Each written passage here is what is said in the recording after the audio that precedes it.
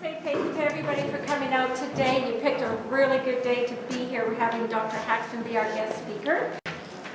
This is Dr. Haxton, and I'm going to have to read this because he's a very accomplished person. He was a graduate cum laude from Life West Chiropractic College in California. He's a diplomat of the American Chiropractic Neurology Board. He has about 4,000 hours now dedicated to chiropractic neurology, and has helped countless patients, me included, changed my life. Uses non-invasive procedures for a variety of neurological conditions. He's currently one of only about 30 chiropractic neurologists in Canada. His education benefits patients with the latest scientific research in neurophysiology, which he'll be talking to us about today. He's also a multi-sport athlete, so he really understands that value of how chiropractic neurology can improve your performance no matter what your level is at. His goal is to be relentlessly committed to the individual patient. Everybody that comes through his doors has a very unique plan of care for them. And he's always on top of what the latest research is, which is really nice. So very educational, informative, healing, and so I would like you all to help me welcome Dr. Haxton. Thank you, Sylvia. Can everyone hear me okay? Okay, we're trying to get the microphone working, but I don't think it's going to work today, but just let me know if you can't hear me. So today I want to basically give you a different approach to looking at neuropathy and managing neuropathy without drugs or surgery. And a lot of people, they've gone to their different doctors, their different specialists, and they've kind of been told either they have to live with this stuff or here's medication just to manage the symptoms. And I just want to give you a different way to look at things as well. I want to give you some tools you can even take home tonight to start to implement as well, and some different exercises, different tips that you can basically apply to yourself to help your condition, whatever that may be as well. So I am a specialist in the field of chiropractic, and so I basically get referrals from other chiropractors, I get referrals from medical doctors, and it's just our approach is so unique that not a lot of people are doing what we're doing, and it's because we're looking at the actual function of your nerves. And a lot of people have all these tests done at the hospital, and either something's normal, they're told something's normal, but they still don't feel normal. And that's where we can actually come in, and we look at the function of your nerves. So there'll be a little bit of time at the end for some questions, but if you have a burning question, just raise your hand, we can try to get to it, but we'll have some time at the end as well. This is where we're going to be headed today. I'm going to define the topic. We're going to go over just a little bit of an introduction, and go over some statistics with neuropathy. It's very, very widespread and prevalent. We're going to go over some new research out there to basically what can happen with the nerves, different types of ways that they can get damaged. And we'll go over certain things that you can start to do at home. I'll talk about some things that we do at the office as well, and go from there. So, just break down neuropathy. This might be a review for a lot of people, but when you break down the words, or the word, neuro means nerve, and pathy means problem. So it's a problem with your nerves. Usually when we're talking about neuropathy, it's the peripheral nerves, so in the arms and hands and legs and feet. But as you're going to learn in a little bit here, it doesn't just stop there. The problem that started in either the hand or the foot actually affects a lot of different areas in the body, and it can influence how you're feeling too. And so we're going to go over some research regarding that. But you basically have different divisions of your nerve system. You have the central nerve system, that's your brain and your spinal cord. And then your peripheral nerve system, and that's where you have these nerves going from the spinal cord out. So we're going to be talking mostly with the peripheral nerves there, but I'm going to cover what's happening even with the brain and the spinal cord and your muscles with neuropathy too. So a few funny pictures here, but basically when you look in the mirror, what you would see are the proportions of that black and white picture there. And it might look a little different, but that's basically what you would see, is that proportion. Now on the right, on your right, that's called the homunculus of man, and that's what your brain would actually see when the brain looks in the mirror.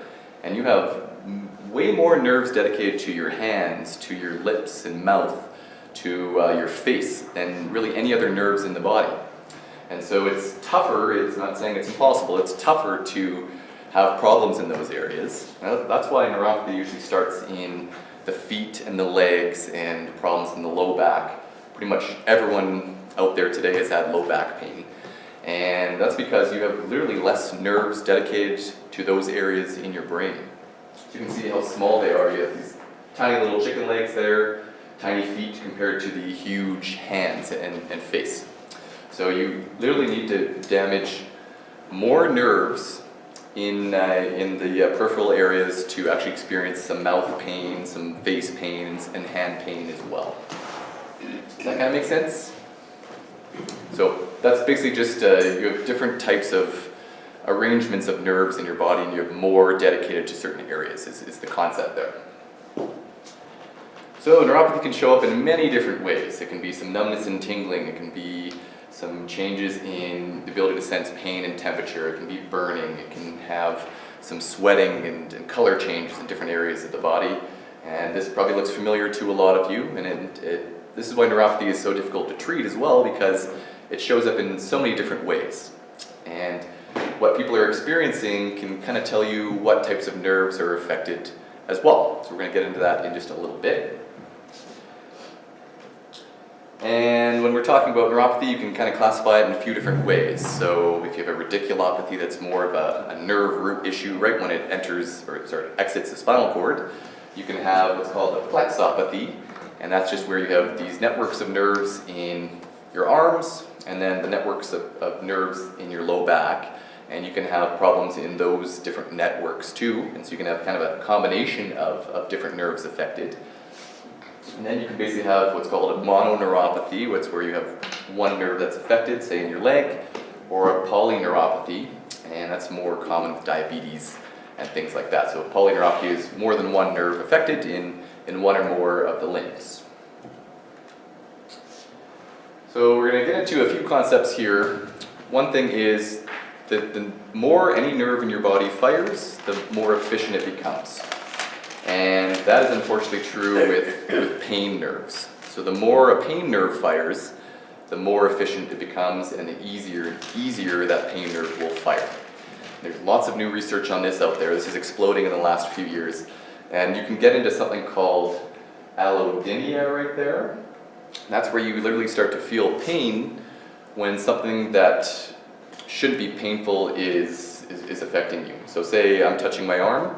Someone who has what's called allodynia would feel a lot of pain with that, even though it shouldn't be painful.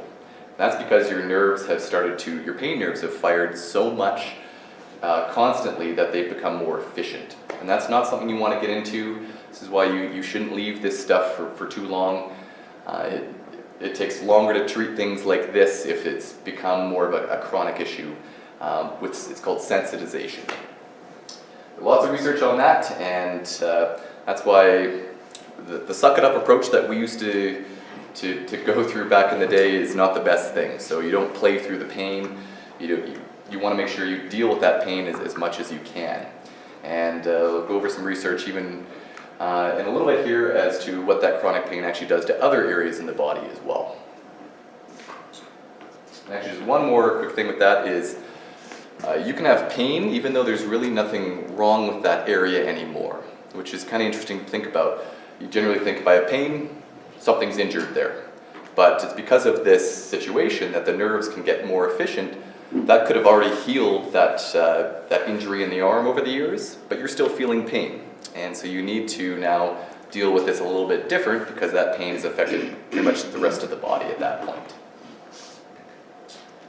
So timing is everything. It's much easier to treat some neuropathy that's been around for 2 weeks compared to 10 years. And so this is stuff, once again, that as much as possible, you need to figure out how to get through this, because the longer you wait, the tougher it does get as well. And anytime anyone comes into my office, I have to ask myself how much pressure has been on their nerves and for how long. And that will influence what types of treatments we're going to be doing with that person, as well as how long the recovery could actually be. you want me to stand in one spot, Linda? No, that's fine. Where you are is good. Okay, sounds good. So, and I was just explaining this a little bit before the presentation, but it's a common myth that people think if you've damaged a nerve that it's never going to repair itself or grow back or regenerate, but that's not the case. You have a very, very limited ability in your central nerve system, so that the brain and spinal cord, to repair, so very, very limited, but your peripheral nerves can actually repair at a much quicker rate as well. And it depends on a lot of different factors with age, your nutritional status, basically your conditioning and all that. But they found on average about 2 centimeters a month it can actually repair a nerve outside the spinal cord. And it can vary from a half a millimeter a day to 9 millimeters a day as well. So we're going to get into diet in a little bit as well. And apparently you actually had Dr. Bonnie Kaplan here last month, and she was going over some dietary things too. And that's a big part of neuropathy. So just some quick anatomy here. Just want to go over a few parts of the nerve. So you have the cell body there. That's where all the different machinery lives in your nerve. You have an axon with all the myelin sheath, and that's what conducts impulses really quickly in your nerve. And then you have these dendrites, and they connect to other nerves, they connect to your muscles and all that.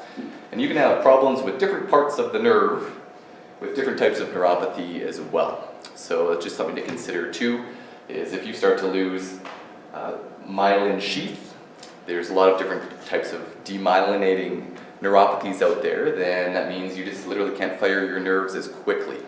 And you can have problems with these axons right there. It just hinders the communication between nerves too. So different types of neuropathies do exist out there based off what's happening with the nerves. And then you have basically sensory nerves, so they handle sensation. And then you have motor nerves, and they control your movement and your muscles. And both parts can be affected with a lot of neuropathies. One part can be affected. It can kind of be a mixed bag sometimes too. So I want to ask you guys, what 3 things do you think a healthy nerve needs? Anyone can shout anything out. Blood. What 3 things? Blood. Blood? Yeah. So that's basically one part of it. That's fuel or nutrition. Blood brings nutrition as well. What else? Oxygen. There you go. And blood brings the oxygen as well. So we have oxygen, we have fuel, or nutrition. And what's the third thing? Does anyone know? Stimulation. There you go. Linda knows it's stimulation. So a nerve needs to be stimulated to stay healthy. If it doesn't get stimulated, that's when things start to degrade and deteriorate. And chronic pain actually reduces stimulation of different nerves in your body too. That's why it's such an issue. It literally inhibits different parts of your body. So you need the right amount of stimulation for a nerve. You can't just have a whole bunch of stimulation. You can't just have a little bit. It needs to be the right amount to keep the nerve healthy. It's sort of just like exercise. You can over-exercise. You can have too much of a good thing. So it's important to, I'm going to be repeating this throughout the presentation as well. It's oxygen, good food, and stimulation. One key thing to write down. So there it is. And you can't just have one of these things when you're treating neuropathy. You can't just have 2 things. You need to have all 3 to get the best results.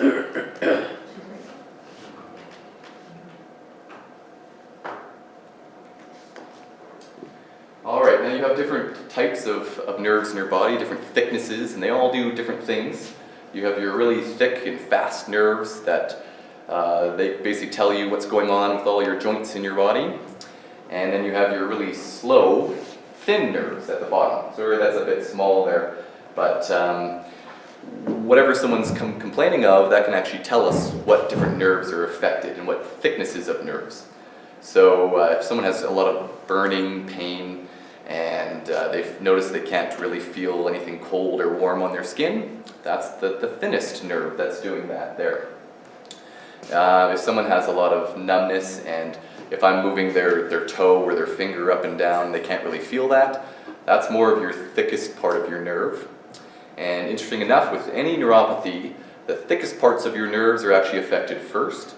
And this is why it's actually so difficult, because this can go on for a long time. without you actually noticing anything's happening. It's not until you actually start to get more and more pressure or more damage on that nerve that you start to notice more of the pain and different changes that way. So I'm going to go over some research too, but this neuropathy can go on for a while without you really noticing. And it can even show up in various ways. If you look around the room and say if you see someone sitting like this, they may think that they're actually standing up or sitting like this. You show them a picture in the mirror, like, oh, I'm actually bent over quite a bit. That's because they've kind of lost the ability to know what's happening with different areas in their body, and that can be pressure on those really thick nerves that tell the brain what's happening.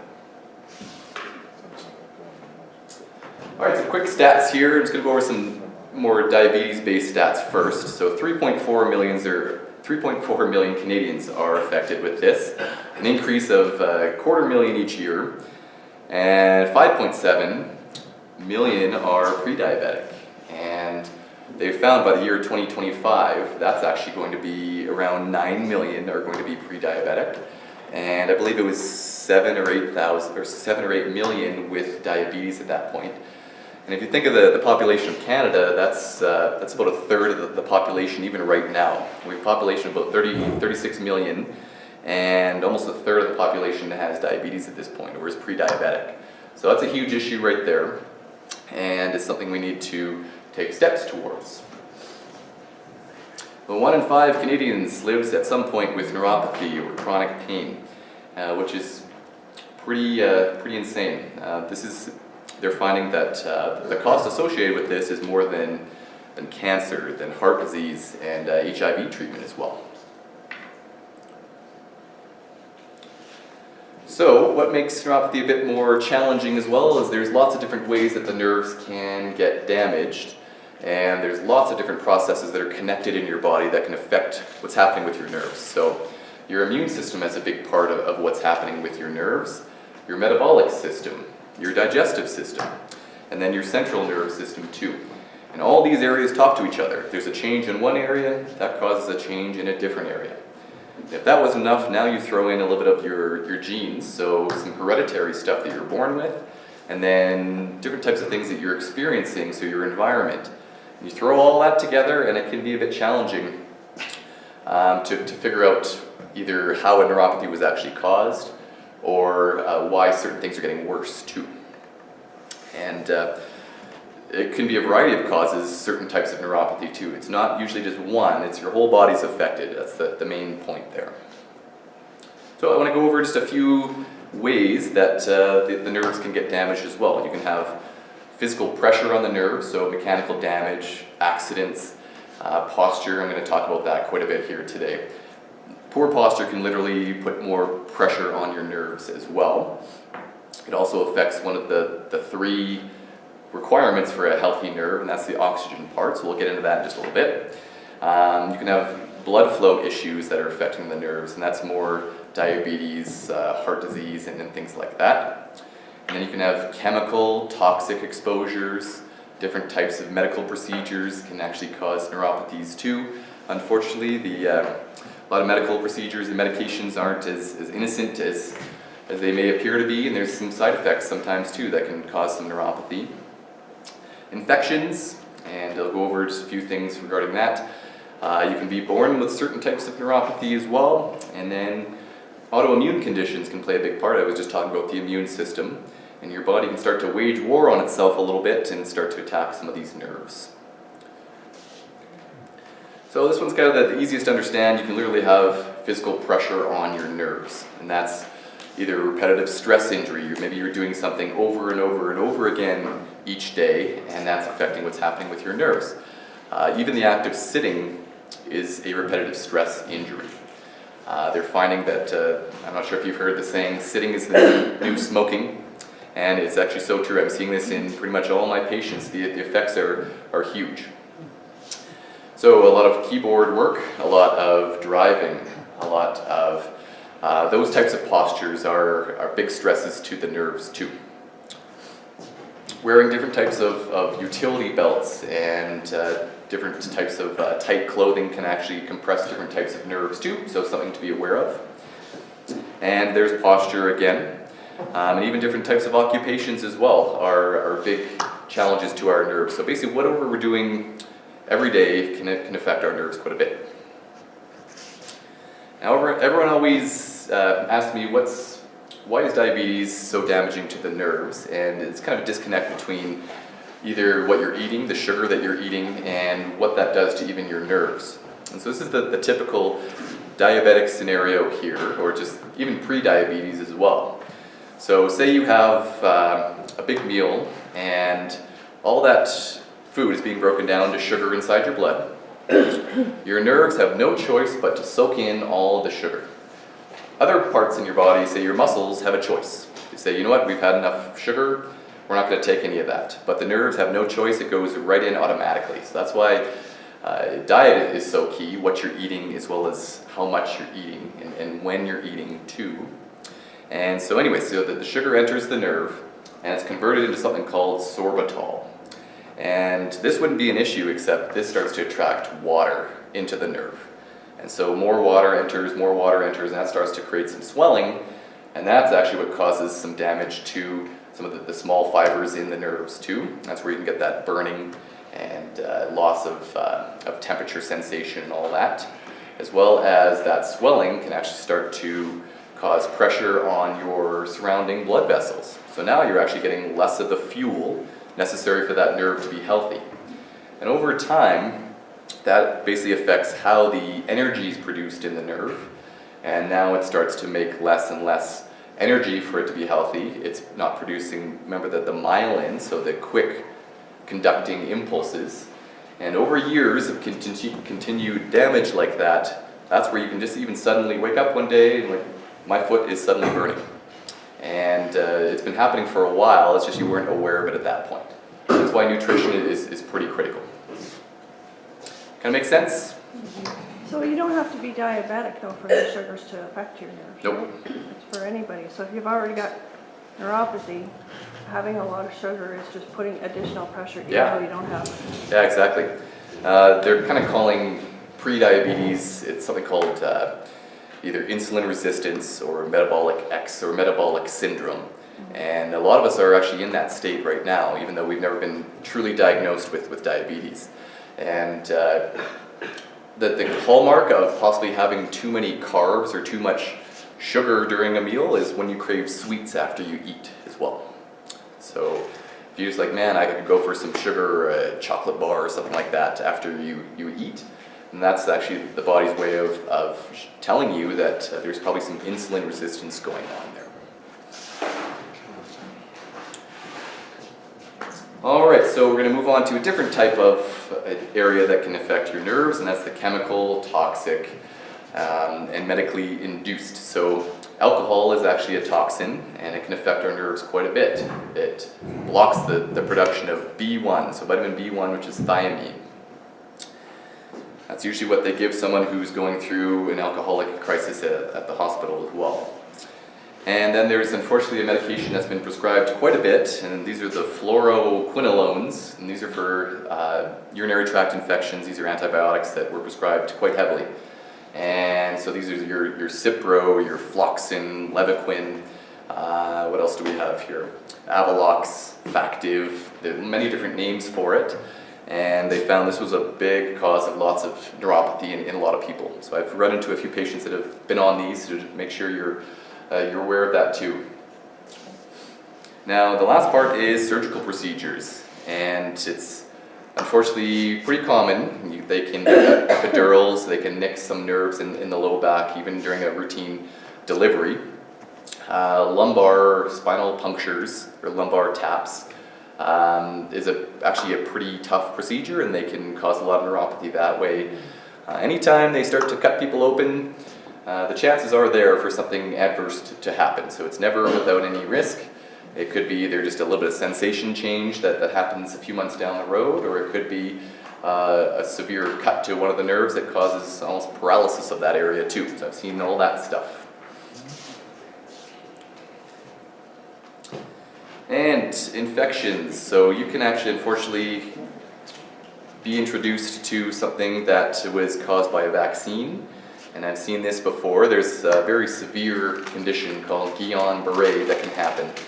And this is a ascending paralysis that can actually go up to the breathing centers in just a few days. Pretty serious. I've heard of this happening too commonly with different types of vaccines, with the flu, polio, tetanus, and I've actually just reading an article on this with meningococcal vaccines too. So just be aware that, once again, there is some risk associated with any medical procedure too. And I talked about the hereditary component of neuropathy, so you can be literally born with something given to you from your parents, perhaps. And most common ones are CMT, Charcot-Marie tooth, and then there's something called HNPP, and that's a hereditary neuropathy with liability to pressure palsies. And I have a few patients with that too. And this basically affects your motor nerves, your sensory nerves, and the feet can look a certain way too, that you can sometimes diagnose people even just by looking at their feet. I was on a plane a couple weeks ago and chatting with the person beside me. We were talking about what we do and all that, and she started asking me questions, and no one was able to figure out what was going on with her. She'd even seen other neurologists and took a look at her feet, and they almost looked exactly like that. And so I said, maybe that's something you need to get checked out. It could be something you were born with as well. So you can even ask your parents if anything like this was going on as well, if you weren't sure too. Okay, we're going to get into some research here, and this is kind of what I touched on before, is you can have some issues with your nerves years before you're even diagnosed with something, or if you're even aware that something is happening. And this article showed that 3 to 5 years, people found big changes in balance, in basically their ability to sense pain and other functions too. And think about it, 3 to 5 years is a long time to do something about this as well. And so timing is everything, and you don't want to leave this for too long, so it's important to even get regular checkups. And some things you're going to learn today is you can start to maybe just test yourself on a few of these things and figure out maybe there's something else going on too. Now, the motion of the spine is very important as well, and basically it should move in certain ways, and when it doesn't, it puts more pressure on your nerves. I was speaking with Mariana actually, and she was thinking, what does a chiropractor have to do with nerves? I thought it was either just low back pain and all that, and it's so common. But what we're actually doing is when we're fixing the function of the neck and we're allowing it to move properly, that will affect all the nerves coming out of the neck, going into the arms, they're going into the legs, and improving the function that way too. So this is a very important thing to realize. And posture comes into play again, because poor posture will cause more stress on the joints. That breaks down over time, and then you can put more pressure on the nerves and affect the function of the joints. So basically when you move your head to the right, all the joints in your neck should move to the left. You can confirm this on x-rays and all that. And then all the joints should move to the other side when you move your head to the other side. And then the other areas in the spine move just a bit different, but the same is true. So that's what we're doing a lot of times, even as chiropractors, is we're making sure when you're moving around, the joints are moving properly, so you're not getting excess pressure on your nerves. Okay, there's a lot going on this slide here, some more research too, but they found differences in the blood flow in people's brains who've had chronic pain for years. So this is a big thing too. It's not just an issue with low back pain or the problem in the foot or the hand. Now it's starting to actually affect different areas in the body, and blood flow is different inside the brain. And they're finding that the blood flow is actually different in a certain part of the brain called the prefrontal cortex, or the frontal lobe basically. And so this basically deals with a whole host of processes in your body. You really want a healthy frontal lobe. And we'll go over that in just a second here with this other research article. And they found that, don't worry about all the fancy words here, but these types of nerves here, that's basically your pacemaker nerve in your brain. So it sets the baseline firing of your brain. And that was affected from chronic peripheral neuropathy. And once again, the frontal lobe was affected the most. And so I have over here, mind over matter. If you don't mind, it doesn't matter. And it's so true, because your frontal lobe actually controls your ability to handle pain. It controls how much pain you're actually going to be in. You could actually have just a little bit of pain coming from a certain area in your leg, but it's being made much worse due to what's happening with an area in the brain in the frontal lobe. So it might even be amplified. And there's a few other areas that can be doing that too. So just know that the brain and the body are very well connected, and changes in one area causes changes in another area. Okay, and so what they found was that area in the brain that is also affected with chronic pain is called the thalamus, and this is where all sensation in your body goes. So I touch the desk here, I can feel that in that area. I can feel the shoes on my feet because of that area there. And what they're finding is pain can go into that area, and the pain can actually be controlled and changed if we add different stimulation from another area. And this is part of what we do as chiropractors as well. We're providing a different type of stimulation from your back to that area that can change the way you're even perceiving pain. No other chiropractor is going to explain it this way, but and it doesn't have to be an adjustment as well. It can be really anything. It can be vibration. It can be different balance stuff that you're doing. It can be an eye movement. It can be smell. Any type of different stimulation coming into that area in the brain can change how you're feeling pain, which is kind of incredible. So you almost have to try different things. If you've been banging your head against a wall with this neuropathy too, is just realize, we might want to do some unorthodox things that might change that pain sensation too. And so why I have sits and bits there is we use different types of treatments in our office where we even do we put some headphones on that can provide some vibration to the skull bones on the side. That stimulates different areas in your balance system that can literally affect how much pain you're feeling too.